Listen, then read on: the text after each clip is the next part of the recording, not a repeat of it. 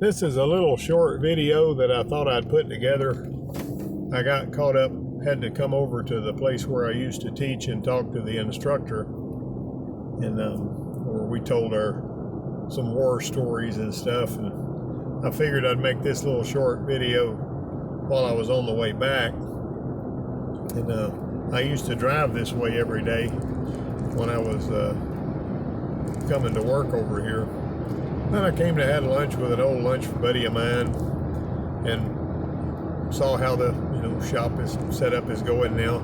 A lot of things change whenever the changing of the guard happens, but COVID-19 has really tripped everybody up and has made it more difficult for people to do what they used to do. And it takes a while to be in a position teaching in a particular place so you can kind of get your feet on the ground. And it took me a little while to get used to it. But one of the things that I liked the most about it was giving the students live work to do, because they seemed to get more out of that than they would working on a trainer vehicle or something. But there's a lot of cars over there that, they're getting kind of old now. He needs to replace some of the vehicles that I had. I had 4 manufacturer donated vehicles that you have to basically get those crushed when you're done, because when you got a manufacturer donated vehicle that's going to a school, they don't want that vehicle or any part of it on the road again. As a matter of fact, the Hyundai gave me a brand new Sonata back in 2006, and that made me sign a piece of paper saying that whenever I was done with it, I would follow it to wherever it was going to be crushed and watch them crush it, because they didn't want a salvage yard, pulling any of the parts out of it and selling it and making money off of it. The fact that whenever students have been working on something like that a long time, it has a tendency to, possibly have things wrong with it. Of course, when I had these students over here doing work, a lot of the time, we would pull cylinder heads off, and we would fix oil leaks, and we would do a lot of the stuff. We put timing belts and chains in there, that kind of thing. But as far as completely rebuilding engines, we didn't really do a lot of that. And we rebuilt a few transmissions. But one of the things that was spooky about that was we didn't warranty anything. And when you don't warranty anything, it's really puts a bad taste in a customer's mouth if they pay you, $1,500 or $2,000 for parts and stuff to rebuild an engine, or to do whatever you got to do on a transmission. And if it goes down the road and breaks down, they want to bring it back like you were a regular shop. And so what most of the time what I have them do is we would get an engine from somewhere like LKQ or somewhere like that, and we would put it in there. But he's got a pretty good bunch of students over there. Some of the ones started out with me in the dual enrollment. And he's making sure he's got good training supplies and all that. Shop looks busy and full when I was over there, and the students that were there were working. So I guess pretty well picked up the gauntlet and running with it, one way or another. These drives back and forth always gave me a lot of the time that I needed to reflect about what I was going to be doing when I got to work, and what kind of class session I was going to have, and what I was going to talk about, what to do about some of the students that were having a little more trouble than others. Some students in this business have a tendency to really know what they're doing automatically. Some of them not so much. In other words, some people had an upbringing in auto mechanics and just kind of knew nuts and bolts and mechanical stuff to start with, and you just had to kind of fill in the holes. One of them told me that he thought that he knew more than he did, and he found out when he came to school with me for a while that what he believed was the truth was way off. But I managed to get that guy a job at a not very far from where he lived, in a little town where he lived down there. He worked at a tire place, and after he worked at that tire place for 3 months, He was a hard worker and he's pretty smart. The guy that owned the tire place fired everybody but him, including his own daughter. And he told this guy that I put to work down there, he says, "You're the only person I need working here. You and I can run this place right by ourselves."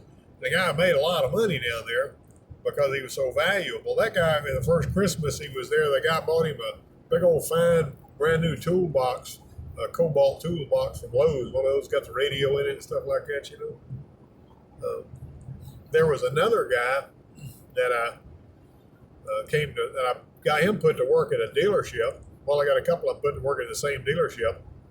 And it's a small dealership, but it's got a pretty good bit of work. And those two guys make really good money working at the dealership. One of them does all kinds of work, but a lot of what he does is installing accessories.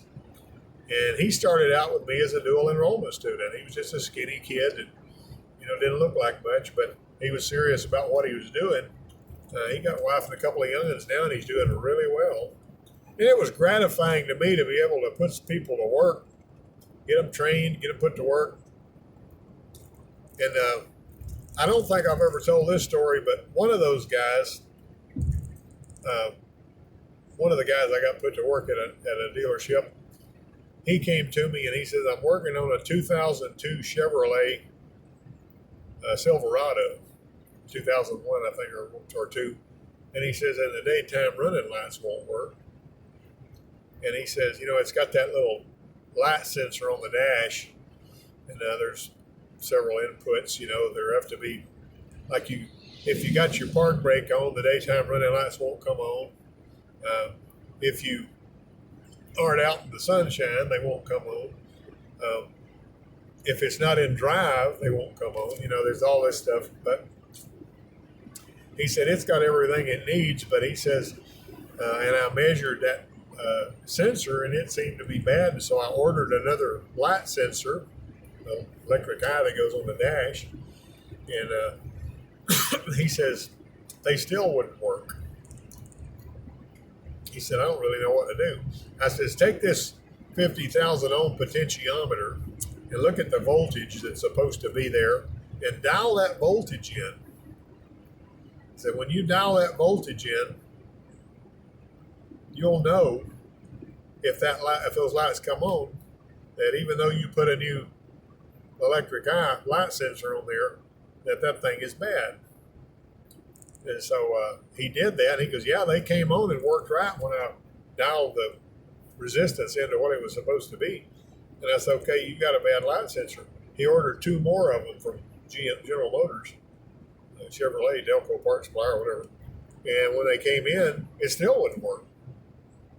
And he came to see me, and I said, "I got a 2001 Chevrolet Trainer truck out here, and I know that the daytime running lights work on it.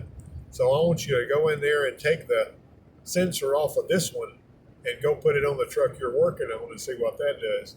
So when he did that, he wound up with a operational system. And what he had was 4 bad parts from the parts pipeline. This other friend of mine runs a shop, and he was doing this air conditioner job on this Chevrolet of some kind. He called me a few days ago, and he says, it came in with a bad coil in the compressor clutch coil. He said, "I found out it had power and ground going to it, but it wasn't pulling the compressor in. So I tried to sell her a compressor, but that was going to be too much money, and so she told me she would put up with anything else that happened as long as I could put a compressor clutch and coil on it." And I advised her against that. He told her, but he said she just didn't have the money to pay him to put a compressor on it. So he got a compressor clutch and coil assembly, and he put it on there. He said it ran for 10 minutes. He got it from the Chevrolet dealer. It ran for 10 minutes, and the smoke went out of the clutch. Smoke came out of it, and it quit working. He said, "So I checked all the voltages and everything, the ground, everything looked normal. Ordered another one, put it on there. It ran 10 minutes, burned that one up." He said, "I'm at a sort of a loss as to what to do with this." And I said, "Well, you got bad coils. And there's not enough power going to come out of that electrical system on that car to burn up the clutch coil. And even if the compressor was locked up, that wouldn't burn up the clutch coil. So what you need to do is get another compressor that you got on the bench over there somewhere, and I know you got one on a shelf that's got a clutch coil that works. And I want you to wire that clutch coil up and run that air conditioner just like you would if that compressor was mounted on the car, even though it won't fit. So he wired that thing up and he ran it for a long time. Never had a problem.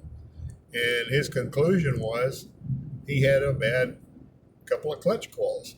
And then his wife got to looking up on the internet and found out that a lot of people were having trouble with these clutch coils from GM burning up 10 minutes after you put them on there. I don't have any carnal knowledge of that, but Occam's razor basically says that whatever you find that is the simplest answer, whatever you come up with, is typically the best answer. It didn't take a whole lot to figure that out. I mean, what in the world is going to be wrong with a vehicle that's going to cause it to burn out the clutch coil? That's got to be something wrong in the clutch coil. But there's all kinds of stuff that you can make it sound more complicated than it is, if you will.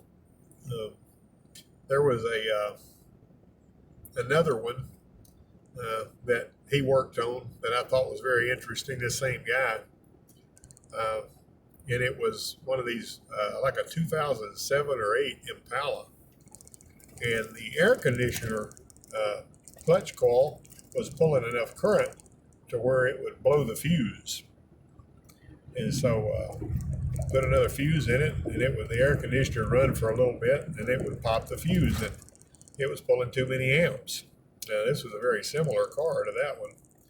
And so he said that he made an appointment for him to go ahead and bring that vehicle in and get it looked at.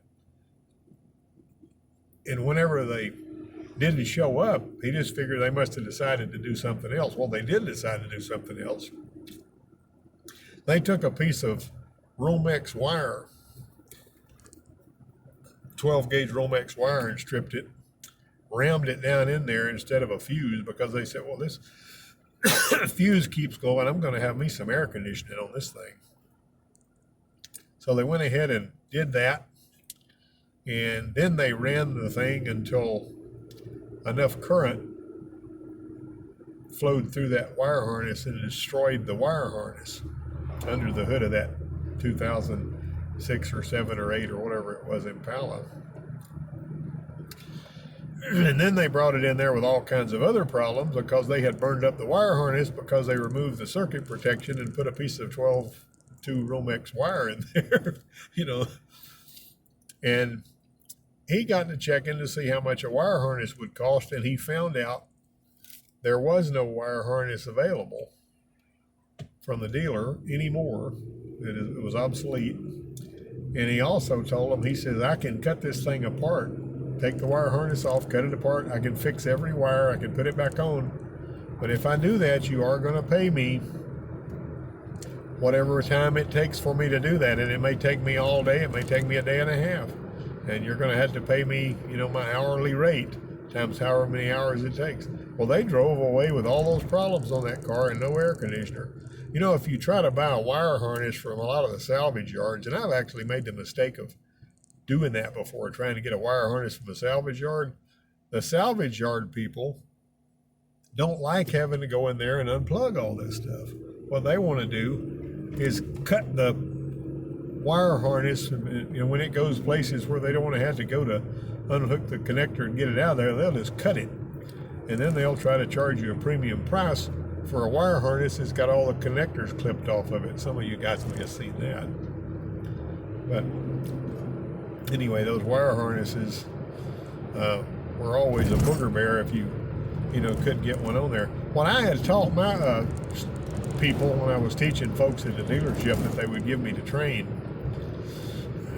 was that if a customer's willing to pay $275 for a wire harness and 6 or 7 hours labor for you to put it on there because of a melted connector that you couldn't get by itself that was up on top somewhere, it's a dereliction of duty to clip that melted connector off and solder it on the, you need to replace the whole harness if you're going to do it. Unless you tell the customer, you can have this new harness we bought, we're just going to use the connector off of it.